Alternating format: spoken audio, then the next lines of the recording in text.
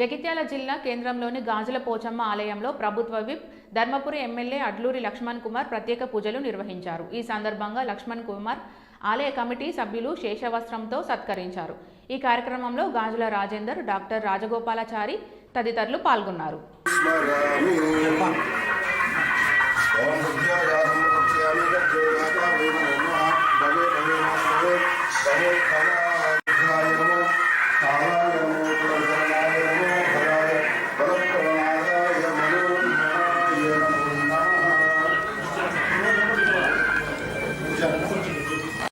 उत्तरायणे शिशिर ऋतु भानु पुनवासे शुक्लपक्षे वासरस्तु वासरे भौमवासरे शुभवासरे शुभनक्षत्रे शुभयोगे शुभकरणे एवं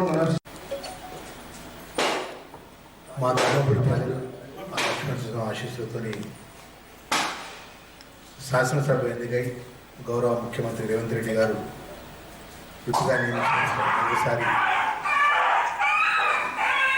జగిత్యాల లోకమాత పోచమ్మ తల్లి దర్శనం కోసం రావడం, అదేవిధంగా ముఖ్యంగా ఈ అమ్మవారి ముఖ్య విషయంలో మా మిత్రుడు రాజేందర్ ఎప్పుడు కూడా అన్న ఒకసారి మా తల్లి నుంచి దర్శనం చేసుకోమని చెప్పి కోరడం, నేను జిల్లా కాంగ్రెస్ అధ్యక్షుడు మొదట్లో కూడా ఈ అమ్మవారి దర్శనం చేసుకుని పెద్ద జీవన్ రెడ్డి గారి దర్శనం చేసుకోవడం జరిగింది.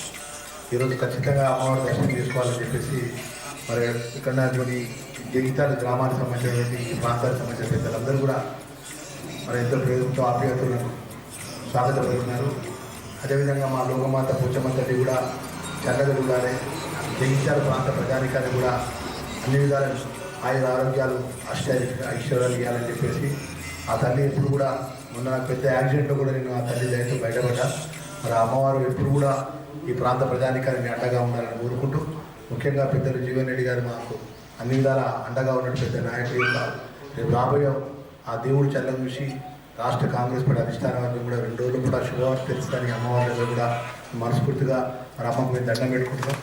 తల్లి కూడా శుభవార్త తెలిసే విధంగా నిర్ణయం చేయాలని కోరుకుంటూ, మరొకసారి మా మిత్రులందరూ కూడా మరి కాంగ్రెస్ పార్టీ కార్యకర్తగా 15 సంవత్సరాలకి ఓడిన గెలిచిన ప్రజల మధ్య ఉండి మరి దేవుడి దయతో అమ్మవారి దయతో మరి మొదటిసారి ప్రాంతానికి వచ్చినప్పటికీ ఎలక్షన్ కోడినప్పటికీ నా బాధ్యతగా అమ్మవారి ముక్కు తీర్చుకోవడం నా బాధ్యత కాబట్టి నేను అమ్మవారి ముక్కు తీర్చుకుంటూ ఇక్కడ ప్రతి సంవత్సరం కూడా ఆ శక్తి కొద్ది తల్లి దగ్గరికి వస్తానని మరొకసారి మనవి చేసుకుంటూ ఈ ఆలయానికి కూడా విప్పుగా ప్రభుత్వం తరఫున ఎప్పుడు ఏ చిన్న విషయం చెప్పినా కూడా నా బాధ్యతగా మీరు ఏ పని చెప్పినా ఆలయ అభివృద్ధి విషయంలో కూడా నేను మీకు ముందు వరుసలో ఉండి ఆ పని అయ్యే విషయంలో కూడా ఆ ప్రభుత్వం దృష్టికి తీసుకెళ్ళి ఆ సమస్య పరిష్కారంలో ముందులో పడతానని చెప్పి తెలియజేసుకుంటూ, ఎందుకంటే ఆ తల్లి దైవంగా మనందరం చల్లగా ఉంటాము.